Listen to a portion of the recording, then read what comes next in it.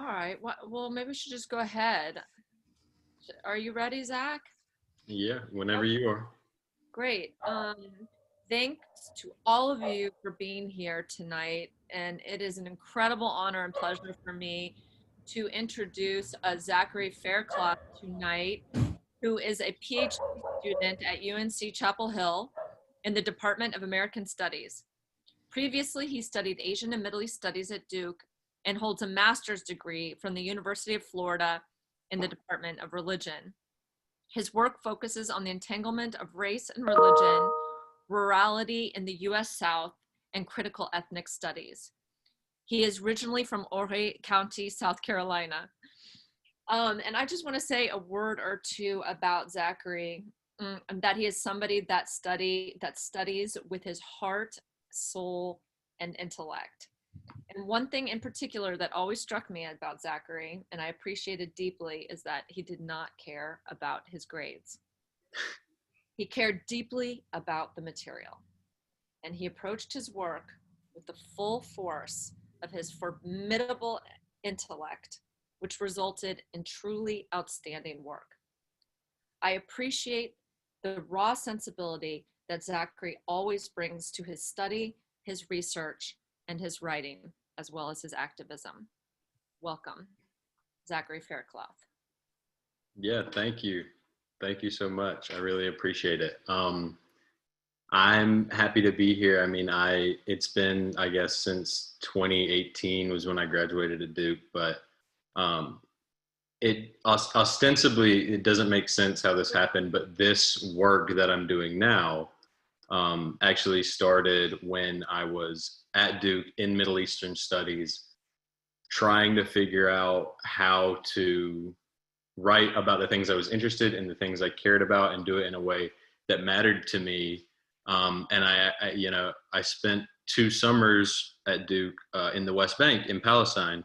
And I was focusing a lot on Palestinian studies as like my interest. I never really did poli-sci stuff. I was in Ames the whole time, but didn't really get super into religion until I took a seminar when I was a senior with Tarang, who is here, which I really appreciate. But so I was in Palestine for 2 summers, and I was running around, and I also, I went to Duke, and I was a first generation college student and a low income student at Duke. And I personally was grappling with all of these different factors of identity, right? And I'm also from South Carolina, from Horry County, and a really small town called Longs. So questions about cultural identity, class-based norms, and things like that were always really central to me. So I went to Palestine, doing Middle Eastern studies stuff, really enjoying it. And the whole time I was in Palestine and I was meeting people, especially people, and when you think about the West Bank, I mean, population density in the West Bank obviously is centered around a number of large cities now, but those cities are filled with people who were recently displaced, formerly rural people, right? A lot of people moving from villages to major cities. So I was hanging out with people and constantly kept thinking about my grandfather, because I'd be with someone who reminded me of my grandfather in the way that they talked about land and the way that they talked about family and religion and things like that. So I was like, there's something here to mine if I can figure out how on earth I'm going to talk about the connectivity between Muslim peoples in the West Bank, in places like Hebron and Ramallah, and people in rural South Carolina like my grandfather. And so I managed to find literally the only other people on earth thinking about that, which was the Southern Hospitality Islamic Center with Imam Shane Atkinson, who was formerly in Durham and Chapel Hill, is now at Elon, has recently received some fellowships and things for the work that he's doing, and Linda Ilham Bartow, who wrote about her life in a book called Memoirs of a Hillbilly Muslim. So what I'm going to be doing in this work is talking about the navigation of Southern rural identity and Islam for white converts to Islam in the rural South. So I talked a little bit, I said a moment ago, the Southern Hospitality Islamic Center. This is an online community that actually contains now a lot of people. It was Imam Shane Atkinson founded it, but it really grew to include a lot of people who were white converts, Black American Muslims who lived in the South, Black American Muslims who had family in the South, and then also immigrant communities who had moved to the South and really appreciated certain facets of Southern culture. So, Ellen, if we're good, I can go ahead and start on the PowerPoint there. Are we good to go? Okay, cool. So this talk, I've given this talk at like a Southern Studies conference where people sort of understood some of the things I was talking about, and then the Islam stuff was like what I had to brush up on a little bit, right? A lot of the Southern identity stuff was sort of baked into what we were all talking about. But nobody has ever understood the title of this talk, and that's like a recurring theme. So Rednecks, White Muslims, and Hillbilly Tafsir is supposed to be a play on a Roger Miller song from the 50s called Rednecks, White Socks, and Blue Ribbon Beer. But nobody in academia knows anything about 1950s country music for the most part, so that falls pretty flat usually. But that little pithy quote, I think, gets to the heart of what I want to talk about here. You see the picture on the bottom left of Linda Ilham Bartow's memoir of a Hillbilly Muslim, and she's got 3 other books as well. And then the current logo for the Southern Hospitality Islamic Center on the bottom right. So if you can go to the next slide. So I'm going to start this because I have an infatuation with Raymond Williams now that I'm newly in an American Studies program and doing cultural studies stuff. So I'm on a big keywords kick. So just to sort of frame the conversation that we're going to have, because I understandably, a lot of people don't approach this work with a totally coherent sense of what it is that's going on, right? Because it's 2 really ostensibly disparate fields of inquiry that we're trying to combine here. So the first thing I'll just talk about, I mean, religious conversion is fairly self-explanatory as a concept, but convert studies within religious studies, and particularly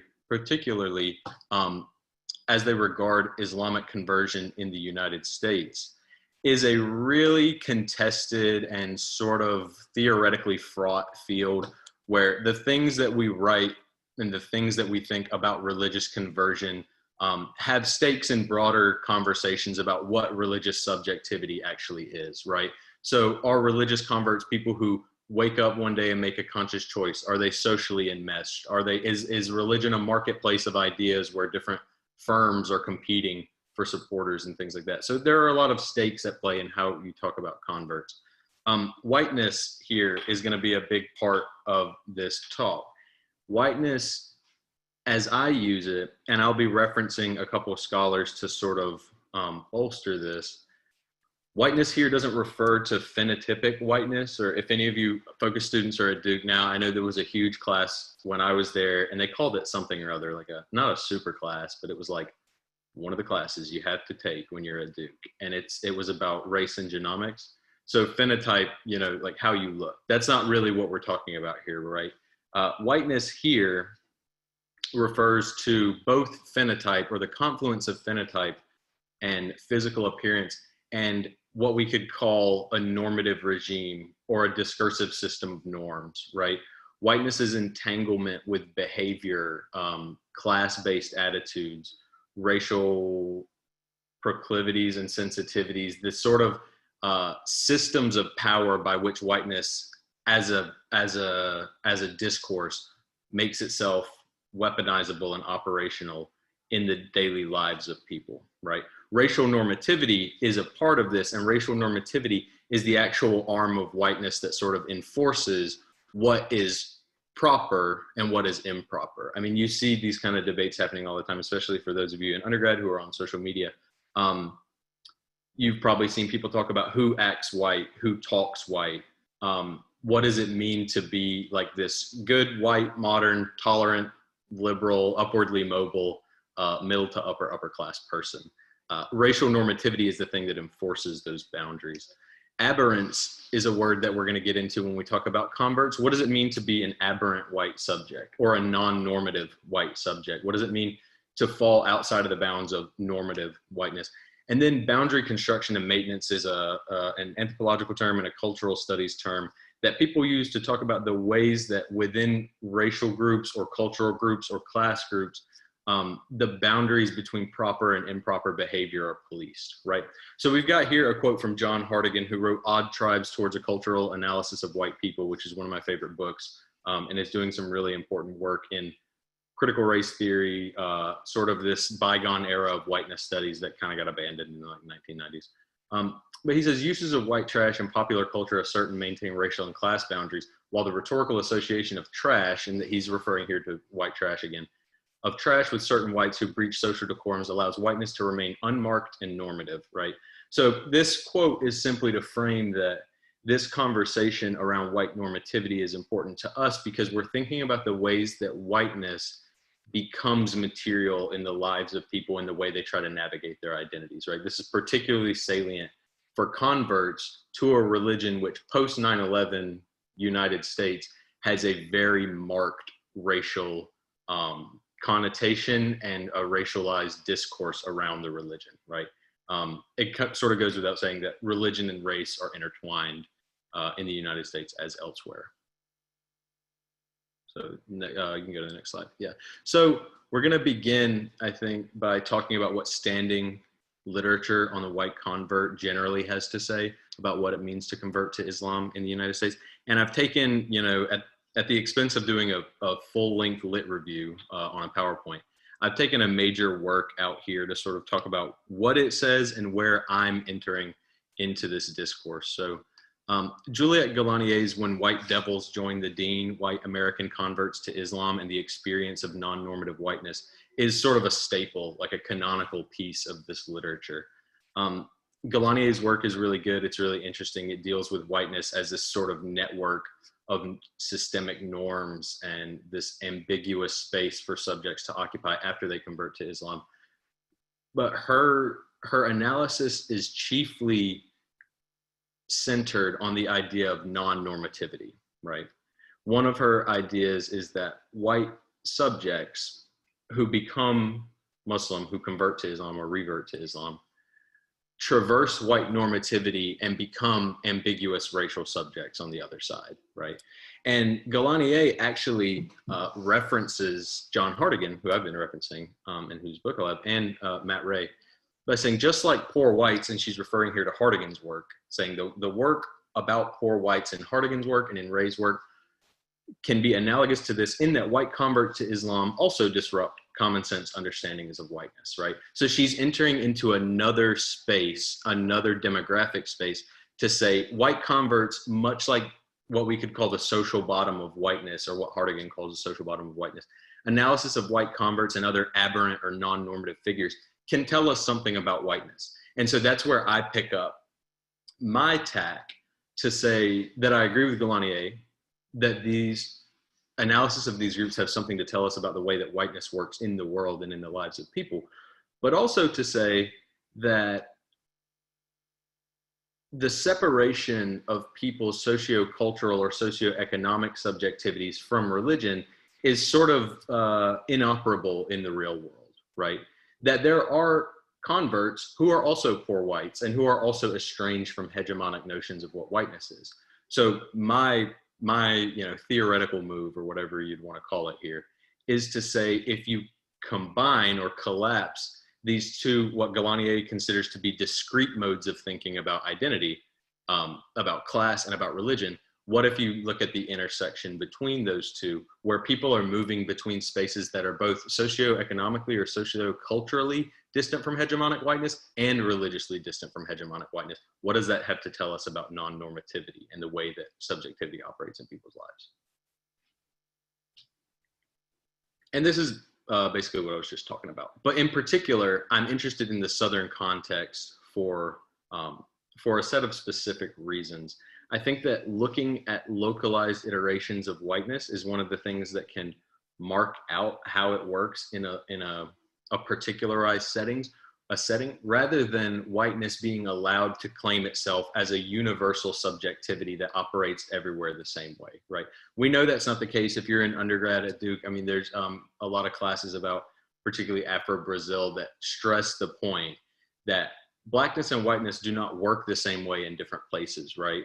Brazil race in Brazil and color in Brazil operate differently than they do in the US. I think that's also true of like local iterations of place within the United States as well.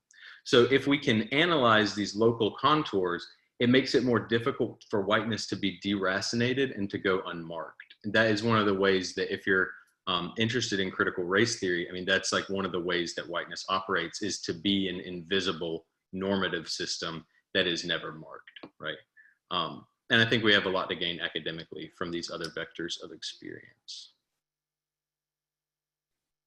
So this is like a little interlude historically, because we want to talk about like this point by Galanier that people traverse from normative to non-normative whiteness. I think that it's very easy to think that way in post 9/11 America, where the boundaries between Islam and whiteness are so clearly drawn, right? People generally, and you'll get, you know, sort of trite right-wing comments about Islamophobia that's like, Islamophobia is not racist because Islam's not a race, right? But pretty much everything in US history indicates that the state has treated Muslims as a racialized population, both legally and in a sort of de facto way, in the ways that people move throughout the world. But the tribe of Ishmael is a really interesting historical juncture in the late 1800s, where Nathaniel Deutsch, a researcher at UC Santa Cruz, who I think mostly is in Jewish studies, but he wrote this book called Inventing America's Worst Family, Eugenics, Islam, and the Fall and Rise of the Tribe of Ishmael. So if we're trying to think historically about instances in which the barrier between Islam and whiteness have been sort of fluid or more corruptible and easily assailable than that we think of them today, I think this is a really good starting point. So the Ishmaels were an Appalachian clan held up by the eugenics movement as like proof of the possibility of white degeneracy, right? Like, take heed, white people, you too can become victims of bad genes if you intermarry and marry with people who are bad and despondent and feeble-minded. You see this quote here from, and this is actually off of a sort of World's Fair type presentation that eugenicists held in the early 1900s, where it described the tribe or the clan of Ishmael, the family, as degenerate, feeble-minded, with great majority still mating like to like and reproducing unsocial offspring, right? So that's like this classic eugenicist, like, get rid of all these bad things in the gene pool and your kids will be good and grow up to have good jobs, and, you know, ignore every structural barrier to those things for Appalachian people during this time period as much as you can. So you have this clan of people, and the Ishmaels, by and large, many of them, like a lot of Appalachian people in the upland South, end up moving to places like Cincinnati and Pittsburgh, where they eventually form a sizable portion of the urban poor in those communities, right? Appalachian migrants looking for work, particularly in places like Cincinnati and hog packing industry and meat factories, things like that. So Oscar McCulloch enters the scene sort of as a mainstream eugenicist who is a minister and an armchair Orientalist with a fascination for Islam, right? And he, you know, not to cast aspersions on Oscar McCulloch, but I don't think he was a very serious scholar of the Middle East, but he did think it was very fortunate that this group of people were called the Ishmaels, right? Because of the biblical resonance with the people who would become enemies of the tribe of Israel, right? So Oscar McCulloch relates this clan in very specific ways to Islam, saying that this is a remnant of the Ishmaelite clan of the Old Testament, right? These are the enemies of Israel from the old days, and then associates the tribe itself, or the clan, with Muslims in the United States, saying that the Ishmaelites were the first people to bring Islam to the US. And then later followers of McCulloch would say that the Ishmaelites, in fact, are not white at all, but instead a triracial group of degenerates who have been moving throughout the upland South Appalachian Mountains, interbreeding with each other for a long time.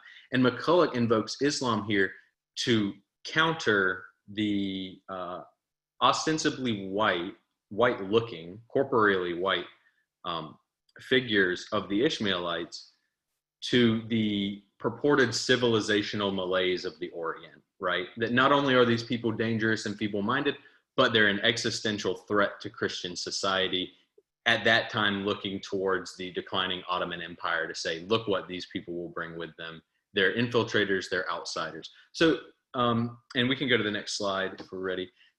In this moment, I think you have a confluence of what we can call two systemic racial projects of whiteness. And I'm taking that term here from Nazia Kazi, a professor at Stockton University, who uses the term to describe Islamophobia, right? Because she kind of runs into the same thorniness of people in a very facile way being like, Islam's not a race, so you can't be racist about it. So she instead of saying that Islam is simply a matter of religious bigotry, it's a systemic project of whiteness, a systemic racial project to racialize and then criminalize a group of people based on national origin and outsider status from hegemonic whiteness, right? On the other hand, we have whiteness's intraracial boundary policing that then, as Hartigan quoted in one of the opening slides, can be used to police white individuals who do not abide by the decorum and the social standards of hegemonic upper class whiteness, the kind that you maybe are familiar with it too, but sort of the powerful hegemonic whiteness that we think of when we think of, upwardly mobile, tolerant, Protestant, reasonable, modernity, Renaissance people, right? The things that whiteness purports itself to be. So within that, you have internal class-based normative structuration, and you have what Hartigan calls a marshaling of disgust or contempt towards the bottom of whiteness or the margins of whiteness, right? That's kind of what we're interested in here. How is it that contempt can be marshaled towards individual groups of people based on difference, and to what end does whiteness do this? Now, I have also at the top Linda Ilham Bartow's Memoirs of a Hillbilly Muslim and the Southern Hospitality Islamic Center, which was formerly known as the Society for Islamic Rednecks, which is where the name of this talk comes from.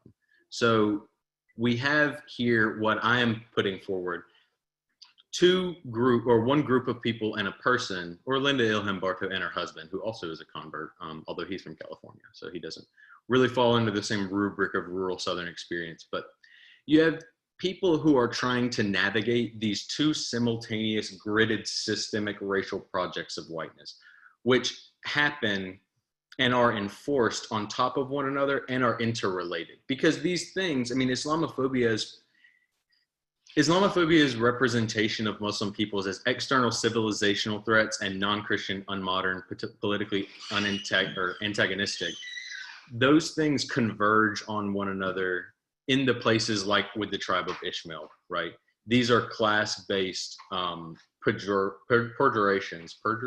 perjuries of people who do not abide by hegemonic whiteness's norms. And I'm going to say that these groups sort of embody a conscious negotiation with this position estranged from both contemporary hegemonic whiteness's class-based and social norms and its religious subjectivities as it purports to be upheld. So we'll begin, I think, most obviously with the Southern Hospitality Islamic Center, formerly known as the Society of Islamic Rednecks. This is, as I said, an online community. There are two websites, and we'll look at their web pages in a little while, and then we'll go back to them at the end to talk about something. But they had websites for both of these groups, Southern Hospitality Islamic Center and the Society of Islamic Rednecks. The websites were a little bit different, but most of the discourse that happens with these groups goes on Facebook, right? And a lot of this is, people sharing pictures, a pickup truck with someone, a woman in a hijab driving, or a double wide that has been turned into a mosque by the construction of like a small minaret, right? Things like that. Things that are sort of kitschy, but also a lot of like very serious identity negotiation is taking place here. I mean, this community, which has over 2,000 likes, and some of its posts, the ones that get more popular, reach over 5,000 people. The community internally is having a lot of debates with itself around race, around how to be a Southern Muslim, how do you engage Southern culture from a Muslim positionality, how do you do things like have halal barbecue, how do you cook collard greens if you can't use ham hocks, right? Like all of these conversations are taking place. And also there was a period of time where a couple people that were working on an Islamic commentary to Leonard Skinner's Second Helping album, and I'm not sure if it ever went through, but it was a fun idea, and I hope it went through. I hope they got it done. But yeah, so a lot of discussion happening, a lot of community being built for people that, especially for rural Southern people, might not be in proximity to other Muslim communities or masjids where they can go meet other Muslims and things like that. So in addition to the Facebook group, there are also podcasts that Imam Shane Atkinson records. One of them was with Brother Ali, who I think was at Duke last year. So if you got the chance to see Brother Ali, you can listen to this podcast where he and Shane Atkinson talk about being white Muslims. What does that mean? And they talk a lot about white privilege in a mosque, how those things operate, how to not fall into the trap of being like cool Muslim guy, things like that. And the podcasts have some other guests too, but Brother Ali is the most notable, I think. On SoundCloud, on the SoundCloud page for the Southern Hospitality Islamic Center, there's some original music that Imam Shane Atkinson has produced and other people have helped him with within the community. I picked out these two examples because they're my two favorites. So Flora and Fauna is a play on Flora and Fauna, obviously, but also Fauna as the Sufi discipline of annihilation, right? The Sufi concept of annihilation. And Flora and Fauna sounds like a Southern rock song, like a Leonard Skinner song, or like, I don't know, 38 Special or something. And its lyrics contain things like the polished mirror, Fana, the beloved, the impotence of humanity and the absence of the divine. These are like concepts that Atkinson is exploring in a very particularized American musical form, right? So it's a lot of fun. It's really cool. The second one is like really my favorite, Appalachian Salawat. So Appalachian Salawat is this song that Imam Shane recorded, and it's got a sort, he's repeating Allah in the back, like in a zikr rhythm. Zikr, for those of you who are not in Islamic studies or maybe don't know, is like a recitation of God's name in a musical form, but it's a simple repetition over and over, and it's rhythmic. And over that zikr, he sings a verse that says like Muhammad showed the way multiple times, but then also sings a version of What Wondrous Love Is This, which if you grew up in church, you might know, what wondrous love is this, oh my soul, right? So what wondrous love is this is, according to like some historians of early colonial Christianity, what wondrous love is this is like the first white Southern spiritual. It is like the archetypal Southern Baptist song, right? So for Imam Shane Atkinson to be negotiating Southern identity in such a way that he's combining classic Southern hymns and Sufi zikr rhythms is a really interesting and provocative thing to be doing. And it's definitely the kind of thing that in religious studies, people should be taking note of these kind of negotiations. So among the Facebook discussions, as I was mentioning, there's also stuff about Southern iftar when Ramadan comes around. What are people eating for iftar? Answers vary all the time, from, you know, Moroccan food and Tunisian food and Middle Eastern food to like, I'm eating collards with like turkey necks in them, right? I'm eating like classically Southern foods. And that's really interesting.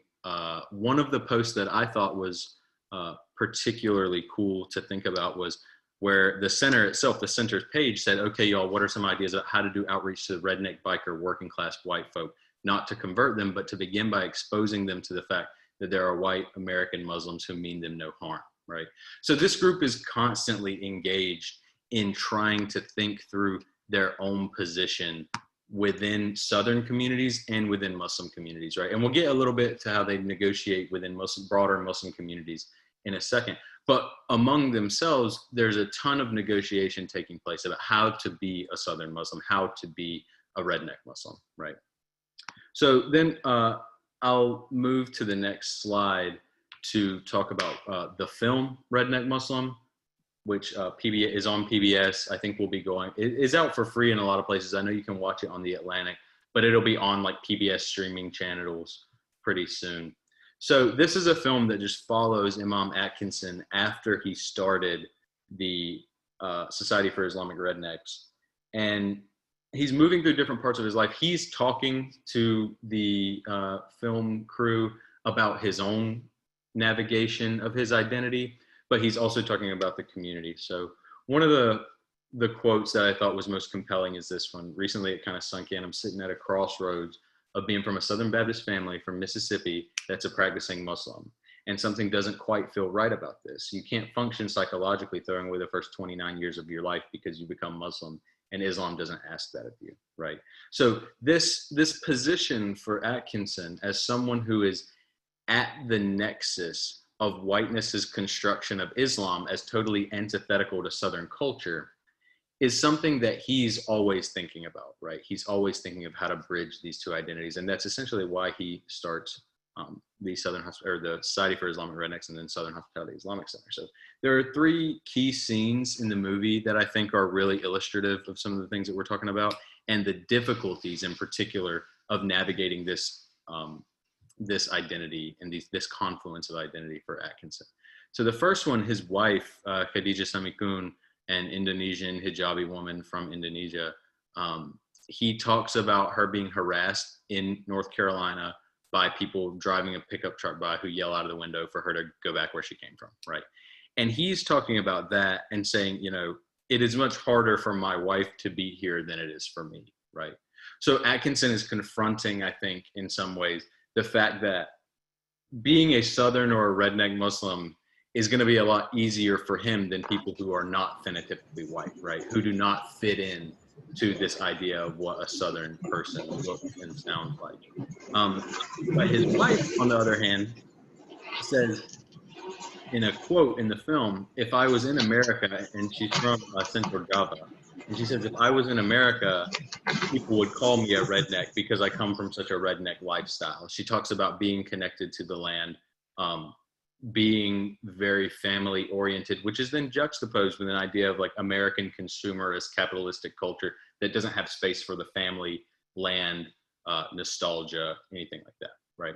So the second scene that I think is really important is that the filmmakers go with Atkinson to his home in Philadelphia, Mississippi. In this moment, the filmmaking sets up this, you know, sort of arduous journey back to the rural land where he's from. There's this long stretch of pine trees that they have to go by to get to the house, which is a very small house, with his very old elderly father who has a really long beard, a really thick accent. They're panning around the room to show you that there are like Glenn Beck books and Dukes of Hazzard type stuff on the walls, and then pictures of the man's grandchildren, who are the product of Imam Shane's marriage, right, with a non-white woman. And so the juxtaposition of his background in that moment with the reality of his current identity really draws out the difficulty of navigating these varying confluent identity factors. And there's a point where Imam Shane Atkinson's dad looks at the camera and says, you can't ever get away from who you are, right? And you really can't read whether or not the filmmaker is trying to tell you that Atkinson can't get away from who he is, or Atkinson's father is never going to accept who he is. You can't really tell what the implication is there, but the film really gets at the idea that these two positionalities are totally antithetical to each other, right? It's invested in that. I think the most interesting scene, though, is later in the film. Imam Atkinson goes to a mosque that has majority Black American Muslim followers in New Jersey, right? And he is talking and he gets up and says, I call myself a redneck Muslim, right? He's introduced that way. The first guy brings him up, says, this guy says he's a redneck Muslim, right? And let's hear him out. I mean, also Imam Shane was at that time a chaplain at the trauma center in Chapel Hill. So he was versed in, Islamic theology and things like that. It's not like he was just getting up and saying, I'm a redneck Muslim and now what? He was trying to engage other groups of Muslims about how to properly and respectably navigate this identity for Southern white Muslims. So he has three encounters there that are pretty important in how he begins to tailor his public face of the identity and the group's public outward facing face. The first is he talks to a young Black Muslim man who expresses that he, appreciates the idea. This is very nice. It's great that you're trying to get Southern white people to not hate Muslims. And I think that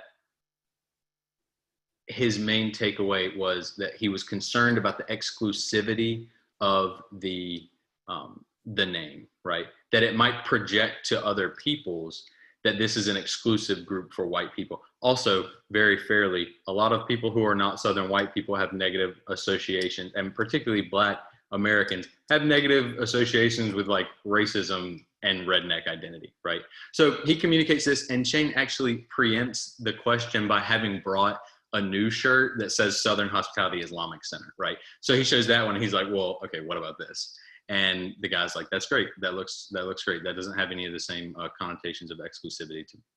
So the second conversation he has is with another young Black man in the masjid who says, you know, I grew up in North Carolina. You are the person I grew up hating, like this kind of white person, this kind of redneck person. And Atkinson's like, yeah, I understand that. And the young man says, you know, thank you for doing what you're doing, but like, good luck, you know, best of luck to you. That's an uphill battle. I appreciate you doing it. The third interaction that he has is with a young woman who says that Islam already has concerns about racial division among Muslims, right? And that she is concerned that redneck identity will aggravate some of these divisions and continue some of the exclusivity, particularly that Black American Muslims feel in the mosque, right? And when I was writing this, I think is when the Black in MSA hashtag was really big. So you were seeing on social media a lot of instances of people talking about anti-Blackness in Muslim communities, right?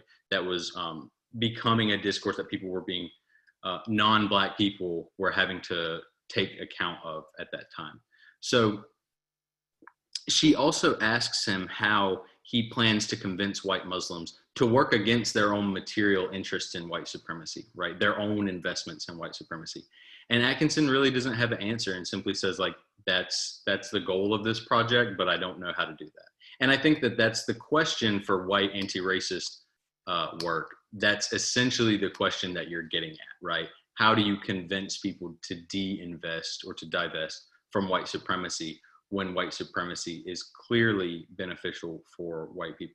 There are a couple of different theories about that. I mean, Eduardo Bonilla Silva, who if any of you have a chance to take a class with at Duke, has written about that. And he's written in particular about the idea that it's irrational for poor whites to invest in white supremacy because it doesn't benefit them materially. But he says, you know, a lot of poor white people do materially benefit from white supremacy. You materially benefit from looking white in various spaces, right? Looking white when you go to a job interview, things like that. Those immaterial, not material in the classical sense, those are material investments in white supremacy.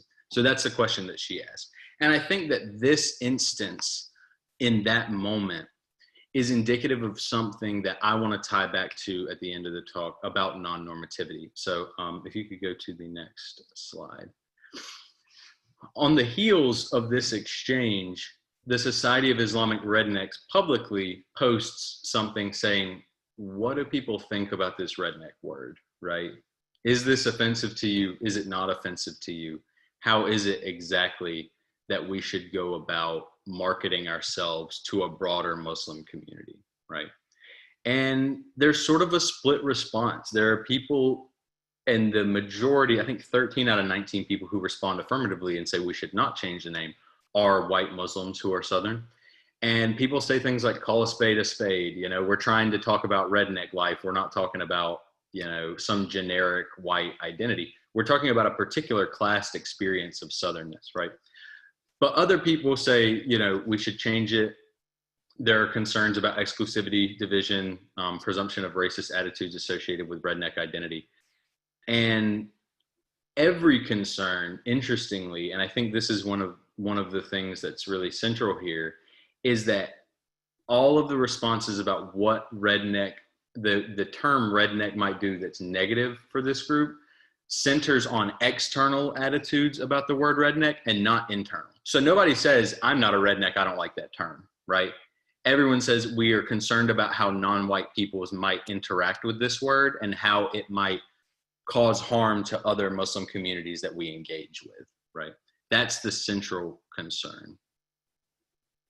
So this is the the main page of the Society of Islamic Rednecks. And this is sort of what I'm getting at here, that the term itself is not what conveys like a problem internally to the group. So the original tagline was, Society of Islamic Rednecks is a group dedicated to sharing Islam with our family, friends, and neighbors in a language they can understand. We seek to embrace the positive qualities of rednecks, such as hard work, simple living, and contentment with what God provides. We seek to reform the negative connotation of the term, such as bigotry, backwardness, and brutishness, right?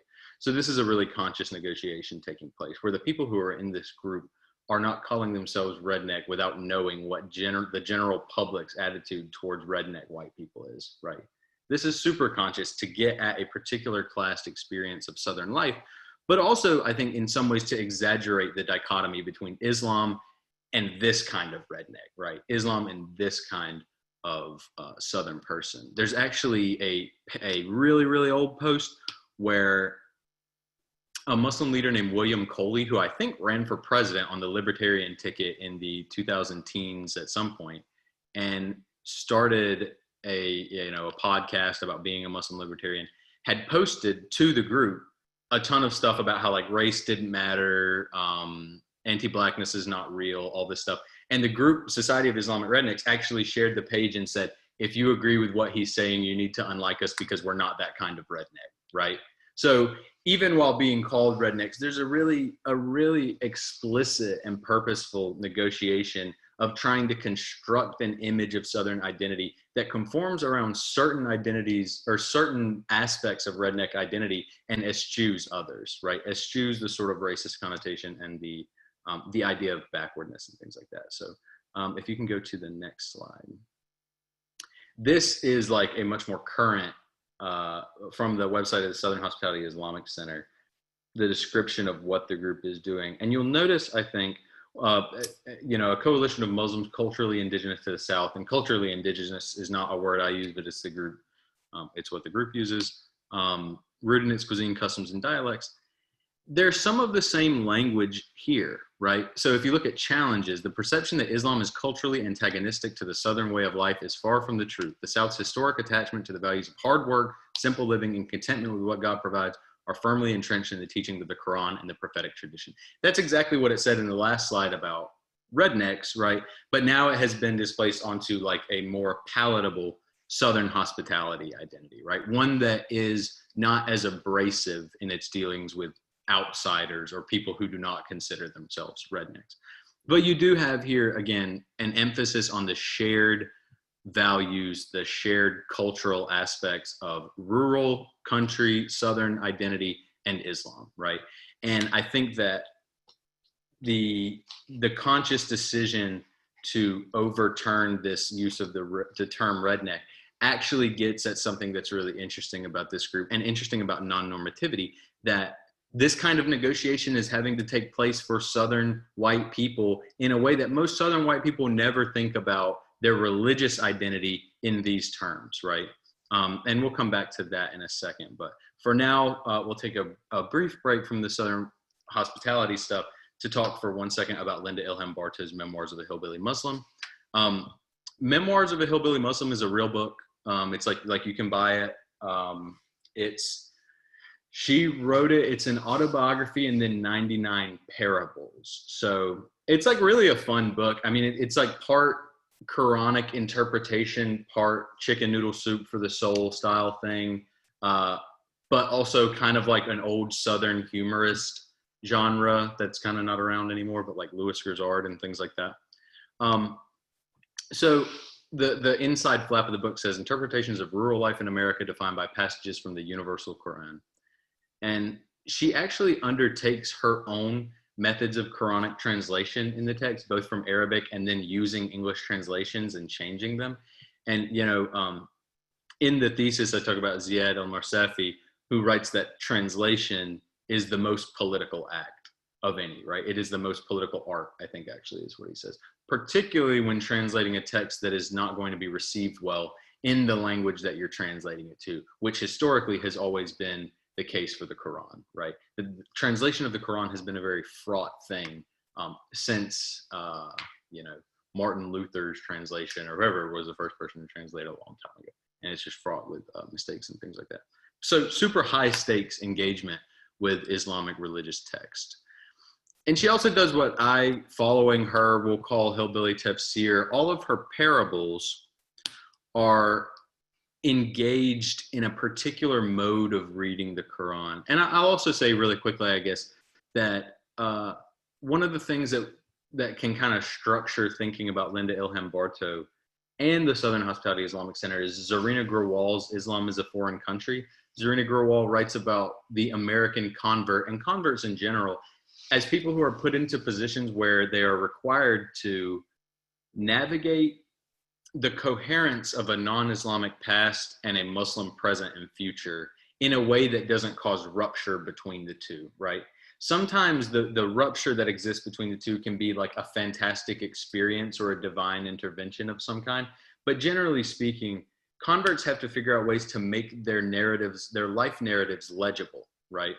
That's something that you see in Linda Ilham Bartow's Memoirs of the Hillbilly Muslim. It's also something that you see Shane Atkinson actively engaged in the film, right? Trying to figure out, how do I bridge these two worlds which are so opposite one another? Linda Ilham Bartow, she moved for a period of time, or I think originally intended it to be a mission trip to Tunisia, had a vision from God that she needed to go to a Muslim land to witness to them. I think she figured out it was Tunisia because she said she was watching TV and a documentary about Tunisia came on and it showed the exact image that was in her mind. And she was like, that's the place. That's where God wants me to go. So her family packed up and all went to Tunisia. And for the first couple of days, she was like, I have no idea what I'm doing here. I don't know Arabic really.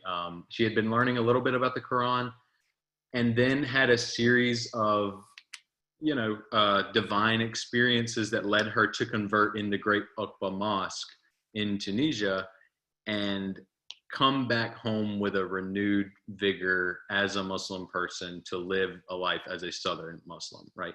One of the interesting things that happens for Linda Ilham Bartow too, or one of the interesting things she says is when she gets up and speaks in front of people in Tunisia, speaking in Great Uqba Mosque, some Arabic that she's written down and tried to recite. She says, I was heartened because nobody threw tomatoes at me, nobody yelled at me, and nobody called me a hick, right?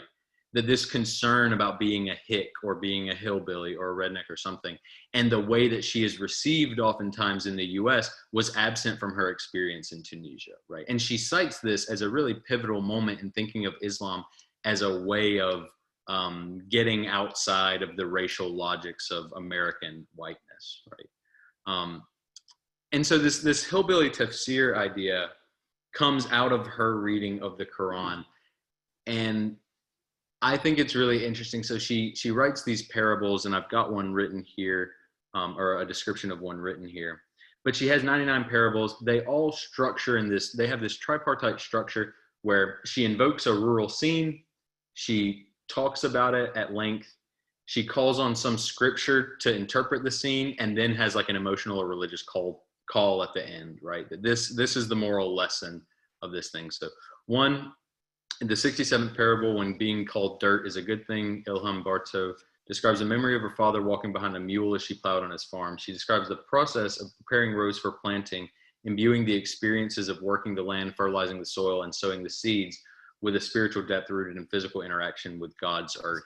She then moves to criticize, at that time, a magazine article that, this Islamophobic magazine that was using Surat al-Baqarah, where it says, and Ilham Bartow translates it, women are your fields, go then into your fields as you please. These Islamophobic writers were saying that means that Muslims believe they can rape women anytime they want, right?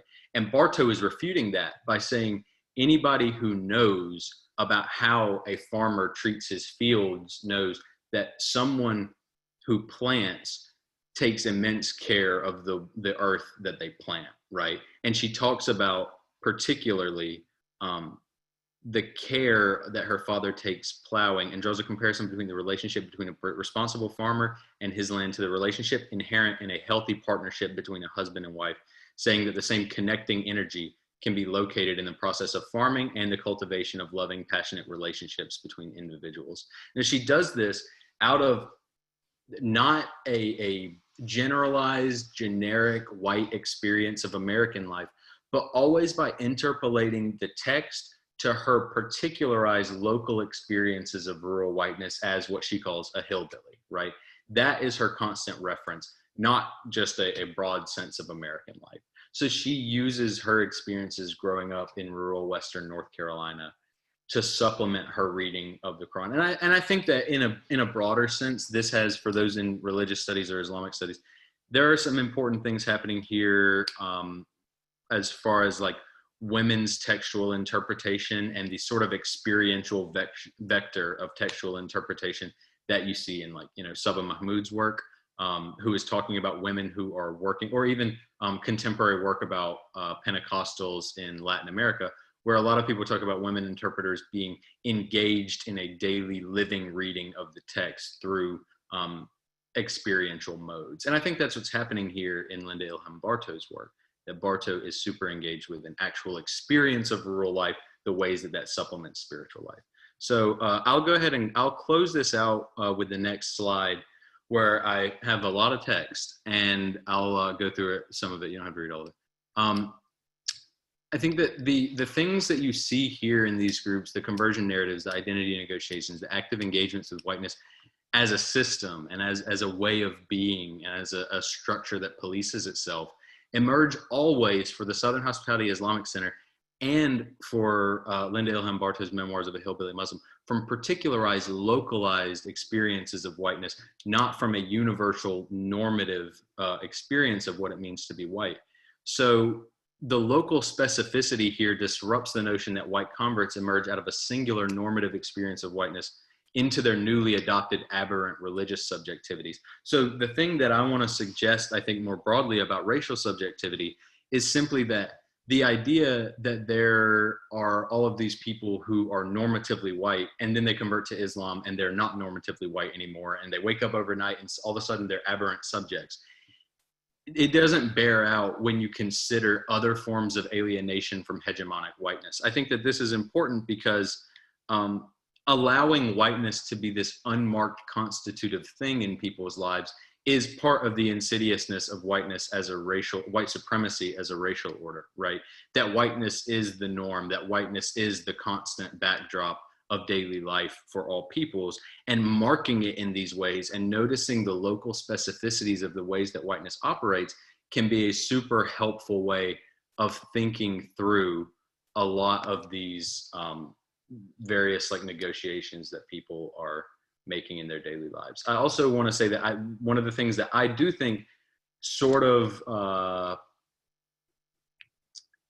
undergirds the non-normative claim, or the claim about non-normativity, that I think is useful, is the thing that's non-normative for the Southern Hospitality Islamic Center to me is that they're having to engage their religious subjectivity in such a way that they cannot ignore non-white peoples in the mosque necessarily, in the way that like Southern Baptists are not having the same negotiations for the most part in most churches about racial identity construction that's happening with the Southern Hospitality Islamic Center, right? Where they have the internal debate about redneck identity. For the most part, outside of like, or within any hegemonic and homogenous white religious community, those kind of negotiations aren't really taking place, right? So that, I think, is what we can refer to as non-normative. The relationality and the structural relationships between the Southern Hospitality Islamic Center and the broader Muslim community are super different than what you see between majority white Protestant communities that are sort of majoritarian in the South. That's an interesting thing, I think, that actually uproots some of the racial subjectivity that they outwardly claim. So that's pretty much it. That's the work, and that's what I worked on in my master's at the University of Florida. And this draws on, about like a year of doing like archival work with their online archives, doing interviews, doing textual analysis and things like that. Wonderful. Thank you so much. We'd like to open it up now to questions, and there's a couple questions, important questions in the chat.